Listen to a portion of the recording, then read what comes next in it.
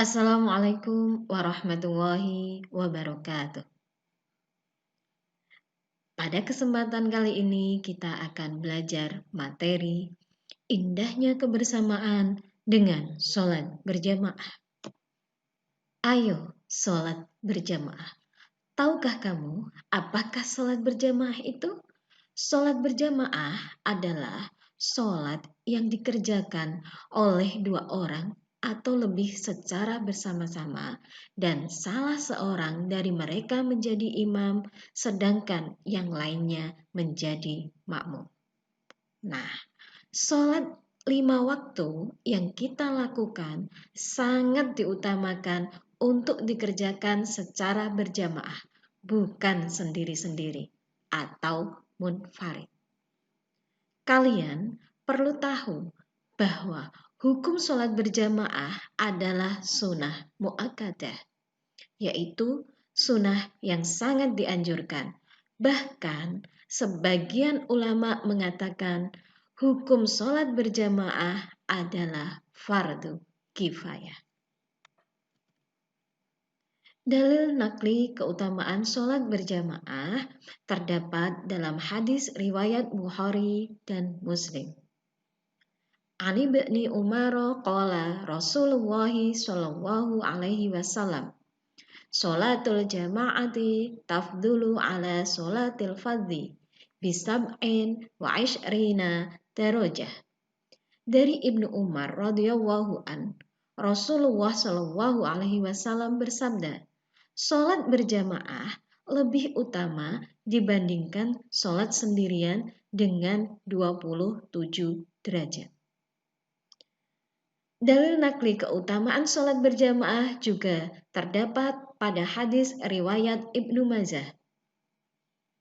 An Anas bin Malik radhiyallahu anhu, anin Nabi sallallahu alaihi wasallam, annahu kana yaqulu, man shalla fi masjidin jama'atan arba'ina lailatan la tafutuhu rak'atul ula min sholatil isya'i kataballahu lahu biha idqam minan nar. Dari Anas bin Malik radhiyallahu an, dari Nabi Muhammad sallallahu alaihi wasallam, sesungguhnya beliau bersabda, barang siapa sholat di masjid dengan berjamaah selama 40 malam dan tidak pernah tertinggal pada rakaat pertama dari sholat Isya, maka Allah akan membebaskan baginya dari neraka. Syarat sah sholat berjamaah sah apabila memenuhi syarat sebagai berikut. 1. Ada imam. 2. Makmum berniat untuk mengikuti imam. 3. Sholat dikerjakan dalam satu majelis. 4. Sholatnya makmum sesuai dengan sholatnya imam. Adapun syarat-syarat menjadi imam: 1. Mengetahui syarat dan rukun serta perkara yang membatalkan sholat. 2. Fasih dalam membaca ayat-ayat Al-Quran. 3. Paling luas wawasan agamanya dibandingkan yang lain. 4. Berakal sehat. 5. Balik. 6. Berdiri pada posisi paling depan. 7. Seorang laki-laki. Perempuan juga boleh jadi imam kalau makmumnya perempuan semua. Dan yang ke-8, tidak sedang bermakmum kepada orang lain. Adapun syarat menjadi makmum: pertama, makmum berniat mengikuti imam. Kedua, makmum harus mengetahui gerakan sholatnya imam. Yang ketiga, makmum berada dalam satu tempat dengan imam. Keempat, posisinya di belakang imam. Yang kelima, hendaknya sholatnya makmum sesuai dengan sholatnya imam. Misalnya, imam sholat asar, makmum juga. Apa makmum masbuk itu? Makmum masbuk adalah makmum yang tidak sempat membaca surat Al-Fatihah bersama imam di rakaat pertama. Lawan katanya adalah makmum muwafiq, yakni makmum yang dapat mengikuti seluruh rangkaian sholat berjamaah bersama imam. Jika kalian dalam kondisi ketinggalan berjamaah seperti ini, perlu kecermatan dalam tata cara penghitungan jumlah rakaat. Untuk itu, perhatikan beberapa ilustrasi peristiwa berikut. Penjelasan ini sangat penting. Siapa tahu kalian mengalaminya. Ilustrasi 1. Pada saat makmum datang untuk berjamaah sholat asar, imam masih berdiri pada rakaat pertama. Makmum berniat takbiratul ihram dan membaca Al-Fatihah. Namun, sebelum selesai membaca Al-Fatihah, imam ruku. Maka, dalam keadaan ini, makmum harus segera ruku mengikuti imam tanpa harus menyelesaikan bacaan Al-Fatihah. Makmum semacam ini masih dinyatakan mendapatkan seluruh rakaat bersama imam. Jadi, pada saat imam menutup sholat dengan salam, makmum tersebut ikut salam. Ilustrasi 2. Pada saat makmum datang untuk berjamaah sholat asar, imam sedang ruku untuk rakaat pertama. Makmum berniat takbiratul ihram dan membaca Al-Fatihah meskipun hanya satu ayat. Lalu, makmum segera ruku mengikuti imam tanpa harus menyelesaikan bacaan Al-Fatihah. Makmum semacam ini masih dinyatakan mendapatkan seluruh rakaat bersama imam. Jadi, pada saat imam menutup sholat dengan salam, makmum tersebut ikut salam. Ilustrasi 3.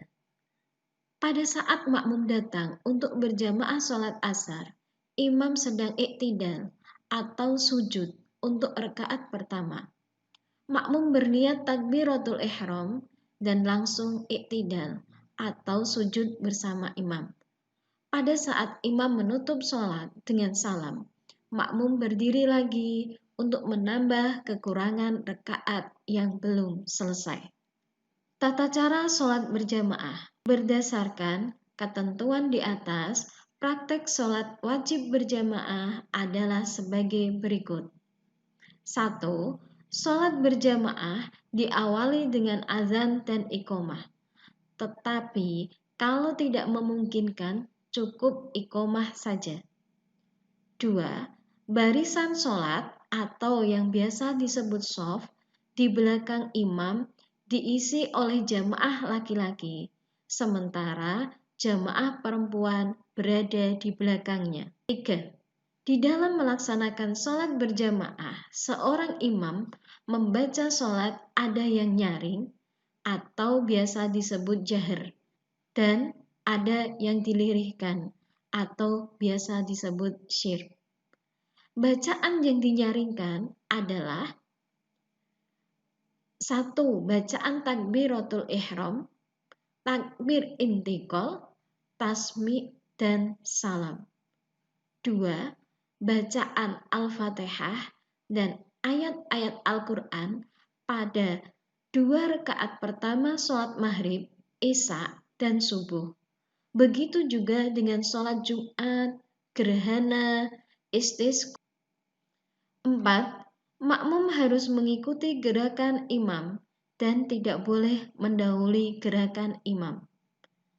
5. Setelah salam, imam membaca zikir dan doa bersama-sama dengan makmum atau membacanya sendiri-sendiri. Halangan sholat berjamaah Sholat berjamaah dapat ditinggalkan, kemudian melakukan sholat sendirian atau secara munfarid. Faktor yang menjadi halangan itu adalah 1. Hujan yang mengakibatkan susah menuju ke tempat sholat berjamaah. 2. Angin kencang yang sangat membahayakan. 3. Sakit yang mengakibatkan susah berjalan menuju ke tempat sholat berjamaah. 4. Sangat ingin buang air besar atau buang air kecil. 5. Karena baru makan makanan yang baunya sukar dihilangkan, seperti bawang, petai, dan jengkol. Pembiasaan sholat berjamaah. Perbandingan pahala antara sholat sendirian dengan sholat berjamaah yaitu 1 berbanding 27 derajat. Hal ini dikarenakan sholat berjamaah memiliki keutamaan yaitu 1. Menjalin silaturahmi antar sesama. 2. Mengajarkan hidup disiplin, saling mencintai dan menghargai. 3. Menjaga persatuan, kesatuan, dan kebersamaan. 4. Menahan dari kemauan sendiri atau egois. 5. Mengajarkan kepatuhan seorang muslim kepada pimpinannya. Sikap kecintaan kepada sholat berjamaah dapat diwujudkan melalui perilaku sebagai berikut. 1. Ketika masuk waktu sholat, segera ke masjid dan mengumandangkan atau mendengarkan azan. 2. Ketika mendengar azan, segera menuju ke masjid. 3. Mengajak teman-temannya untuk sholat berjamaah. 4. Suka menjalin tali silaturahmi antara sesama di masjid. 5. Senang mendatangi majelis taklim untuk menuntut ilmu agama. 6. Tidak suka membeda-bedakan status sosial seseorang karena kedudukannya sama di hadapan Allah Subhanahu wa Ta'ala. 7. Bersikap demokratis, taat kepada pimpinan selama tidak melakukan kesalahan. Apabila pimpinan salah, kita wajib mengingatkan ke jalan yang benar, termasuk di dalam taat kepada kedua orang tua dan guru. 8. Menjaga persatuan, kesatuan, dan bersikap demokratis. Terima kasih, semoga bermanfaat dan berkah. Wassalamualaikum warahmatullahi wabarakatuh.